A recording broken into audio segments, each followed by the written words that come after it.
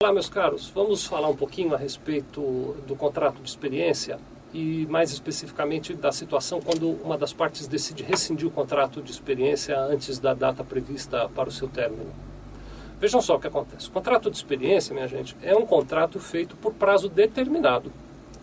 Isso quer dizer o seguinte, que ele tem uma data específica para terminar, para acabar. É claro que antes do final ele pode ser renovado, mas ele tem uma data prevista. Então eu contrato um determinado trabalhador. E digamos que eu queira que ele faça uma experiência de 90 dias. Em outros vídeos aqui a gente até já definiu quais são os prazos possíveis para o contrato de experiência. Mas digamos que eu queira que ele faça uma experiência de 90 dias. E digamos ainda que eu divida essa experiência em duas etapas. Então, porque é possível, o contrato permite isso, eu faço um contrato que prevê que ele vai trabalhar 45 dias em caráter de experiência. Ao término desses 45 dias, se eu estiver satisfeito, eu posso registrá-lo. Se eu não estiver satisfeito, eu posso dispensá-lo. Se eu estiver em dúvida, eu tenho o direito de colocá-lo por mais 45 dias num contrato de aviso prévio. Da mesma maneira, o trabalhador, se ele não estiver satisfeito, ele pode ir embora, por exemplo, no final dos 45 dias.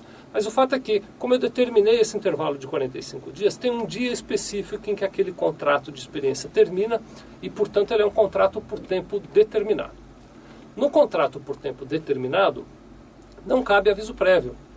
Então, eu não preciso avisar o trabalhador que ele será demitido. Ao final dos 45 dias, eu posso simplesmente dizer, olha, muito obrigado, nós não vamos continuar com você, você pode ir embora. Porque ele, desde o começo, sabia que ele só estava sendo contratado por 45 dias.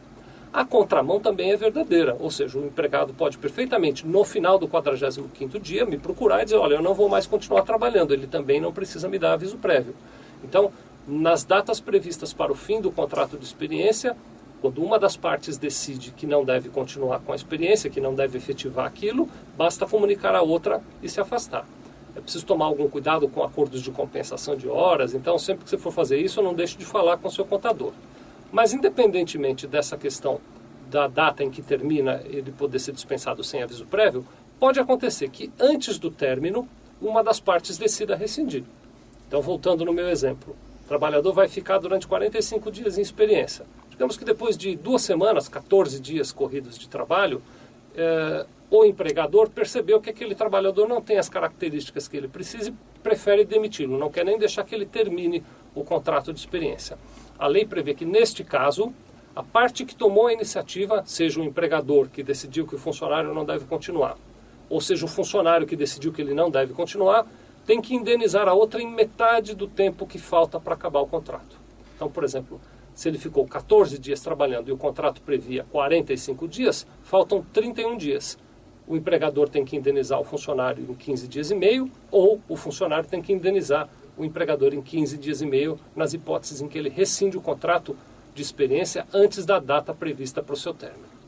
Muito importante lembrar que, no dia imediatamente ao fim do contrato, se o trabalhador continuar trabalhando, aí o contrato passa a vigorar por prazo indeterminado e, portanto, passa a valer a necessidade de aviso prévio.